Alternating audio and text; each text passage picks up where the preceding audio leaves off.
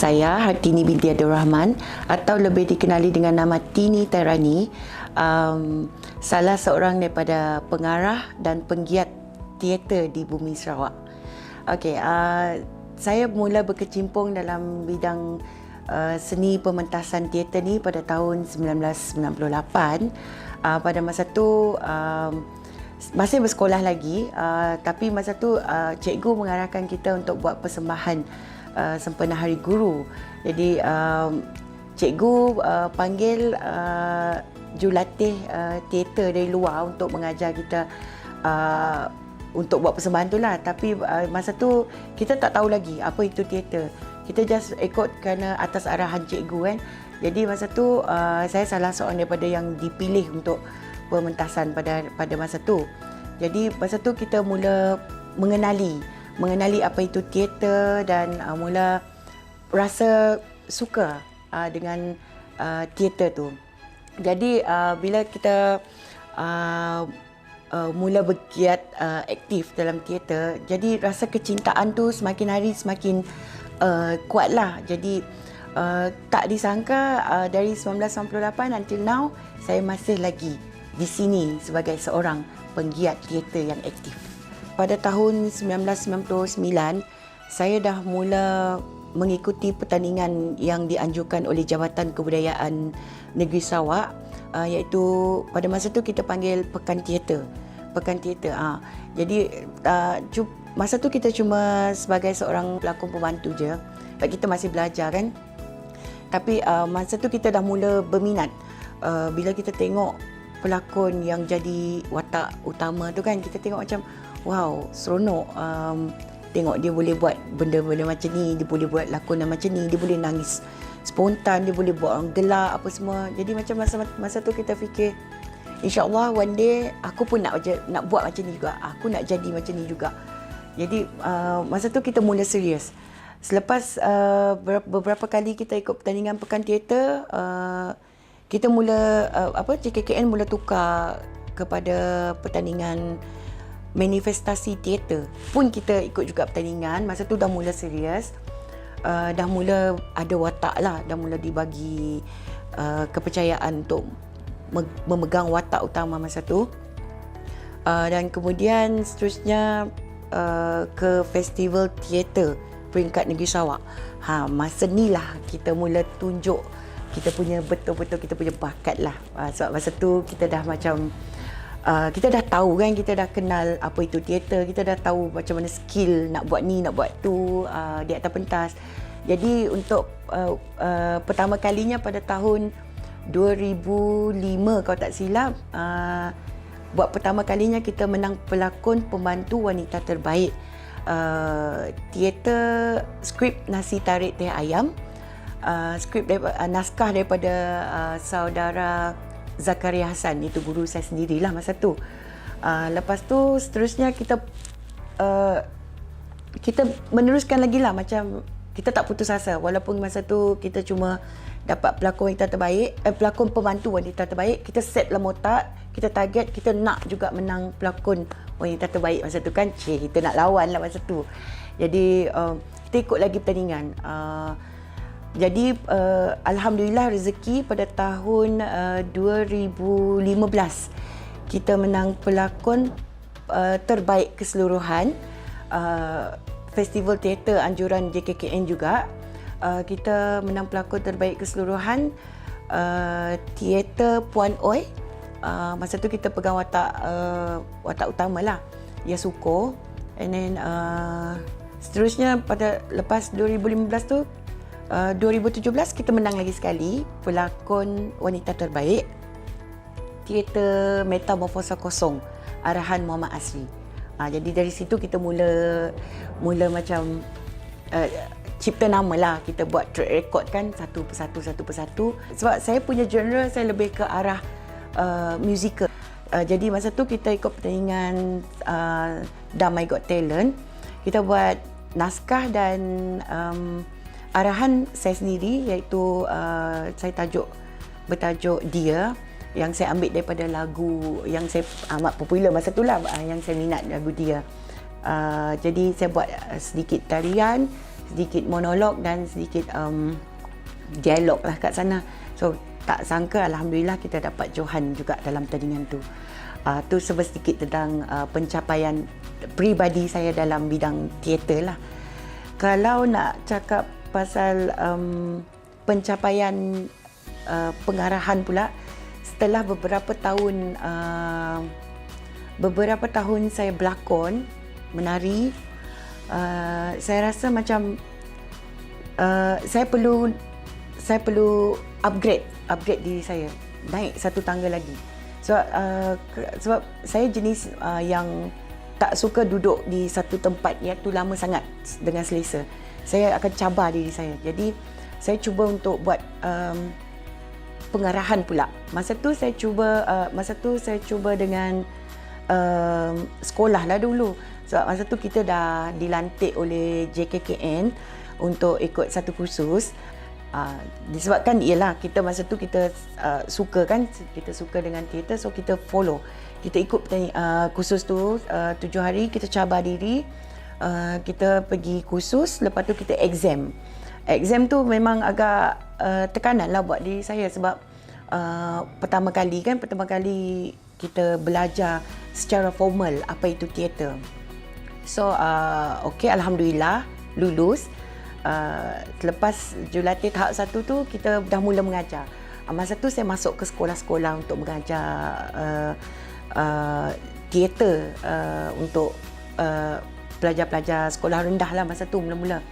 Jadi lepas tu kita pergi ke kursus seterusnya tahap 2, 3 dan 4. Masa tu lah saya mula mencabar diri saya untuk buat bidang pengarahan pula. Saya encourage student saya untuk ikut pertandingan teater Komsas dan saya sendiri sebagai jurulatih lakon dan saya lantik pelajar tu untuk jadi pengarah produksi tersebut. Saya sendiri pula cuma jurulatih lakon.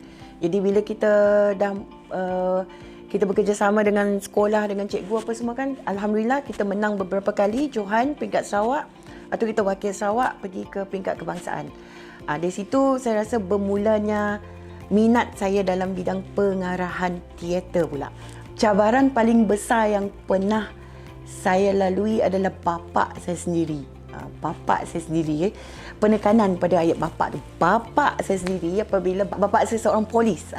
Bapa saya seorang polis dan dia bercita-cita untuk menjadikan saya seorang polis wanita ataupun cikgu pada masa tu. Bila saya pandang balik 20 tahun lepas, saya rasa macam bapa tak suka. Bapa memang tak sokong. Tapi rasanya bila saya menunjukkan bukti bahawa kejayaan ni boleh membawa kita ke arah sesuatu, jadi dari yang bapa saya langsung tak sokong, sekarang dia sangat-sangat menyokong kejayaan saya ni. Saya boleh nampak perubahan dia apabila saya mula memenangi beberapa anugerah, keluar dalam surat khabar, keluar dalam TV apa semua kan. Lepas tu saya sendiri jadi jurulatih.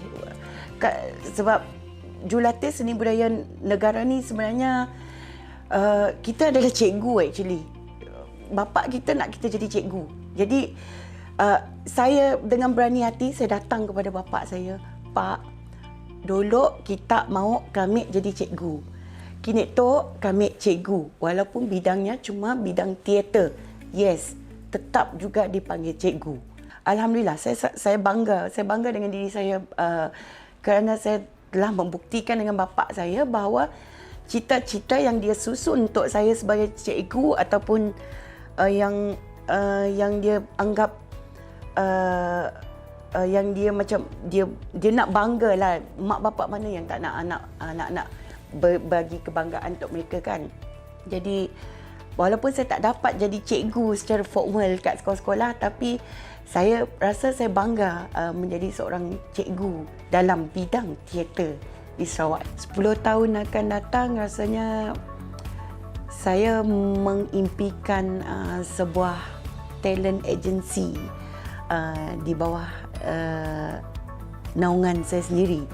Kerana saya sedar saya suka bakat-bakat baru. Saya sangat suka bakat-bakat baru. saya tak pernah ada rasa bila kita di satu tahap umur kan, kita rasa macam zaman kita dah berlalu. Saya tak pernah rasa macam ada rasa cemburu dengan newcomers. Tapi saya rasa macam saya suka bila saya nampak ada talent-talent baru yang berminat, yang berbakat. Tak kira lah macam talent baru ni bagi saya tak kira lah dia berbakat ke tak berbakat. Tapi bagi saya kalau dia orang betul-betul berminat, rasanya mereka boleh pergi jauh dan mereka boleh jadi pelapis. Belajar dalam kelas saya secara formal ataupun tidak, rasanya mereka tahu saya memang suka push mereka untuk terus maju dalam bidang ni. Itu antara bayangan saya untuk 10 tahun akan datang lah. Selain daripada tu, rasanya kalau 10 tahun akan datang, umur dah 50 kot. Kalau dah dapat buat talent agency ni, rasanya saya akan slow down lah dalam bidang pengarahan. Harapan saya kepada adik-adik, anak-anak atau siapa saja yang berminat dalam bidang pementasan teater, pementasan pentas ini, jangan selalu atau jangan terlalu rasa selesa di tempat anda sekarang. Jangan berada di tempat anda tu terlalu lama. Kalau boleh, kita upgrade diri kita. Kita upgrade diri kita, kita cari pembangunan dalam diri kita. Kalau kita pelakon, tak semestinya kita akan menjadi pelakon selama-lamanya. Kalau kita jadi pelakon, kita belajar. Kita belajar untuk jadi stage manager, pengarah, producer. Banyak lagi cabang bidang ni sendiri. Pendapat saya, pegangan saya senang je. Tak pandai, kita boleh ajar. Tak minat, kita boleh dorong. Tapi tak ada disiplin, kita tak boleh buat apa. Jadi, kalau nak masuk dalam bidang ni, kita kena disiplinkan diri kita sendiri. Macam saya sendiri, saya dimanusiakan atau didisiplinkan oleh teater itu sendiri. Saya menjadi macam ni, saya menjadi seorang yang berdisiplin, menjadi seorang manusia yang teratur dengan teater ini sendiri actually. Jadi kalau harapan saya kepada umum, kepada adik-adik, anak-anak, belajarlah. Kalau nak masuk dalam bidang ni, jangan sekat diri kita atau minat kita kepada satu bidang saja.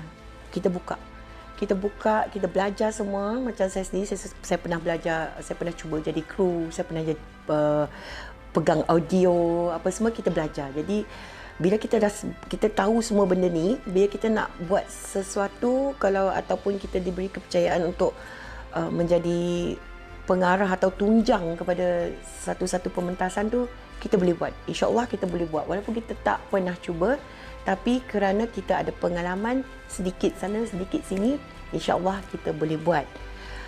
Macam saya sendiri, macam yang saya katakan tadi, saya tak pernah ada ambil pembelajaran secara formal dalam bidang teater ni. Tapi saya seorang practitioner yang sangat aktif lah, yang saya kira sangat aktif di Sarawak ni. Jadi dari pengalaman, saya banyak belajar daripada pengalaman-pengalaman yang pernah saya buat dan ikut sebelum ni. Itu bagi saya adalah ilmu yang paling berharga untuk semua kita. Jadi adik-adik, anak-anak dan kepada semua yang berminat dalam bidang pementasan teater ni ataupun pentas ataupun tak kiralah tarian ataupun apa, come belajar.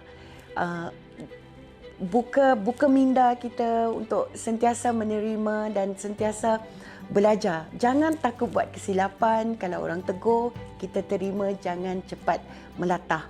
InsyaAllah satu hari nanti anda boleh. Kalau saya boleh, anda pun boleh.